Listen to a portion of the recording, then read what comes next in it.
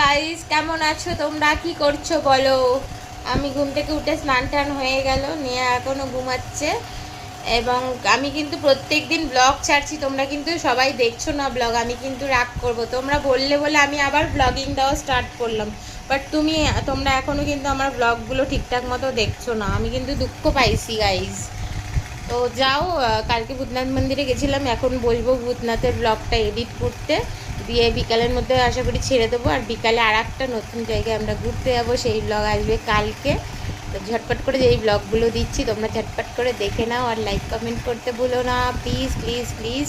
তোমরা ব্লগগুলো দেখো, নাহলে সিরিয়াসলি বলছি আবার কিন্তু আমি ব্লগ দেওয়া বন্ধ করে দেবো, তোমরা যদি সবাই ব্লগগুলো না দেখো। আর যখন ব্লগ দেখবে প্লিজ কেটে কেটে দেখবে না, পুরো ব্লগগুলো ওয়াচ করো। জানি একটু বড় ভিডিওই হয়ে যাচ্ছে, দেখে আমি একটু ছোট করার চেষ্টা করব, জানি নেট প্রবলেম হয়ে যায় সবার। তো চলো, সবাই ভালো থেকো, সুস্থ থেকো, টাটা।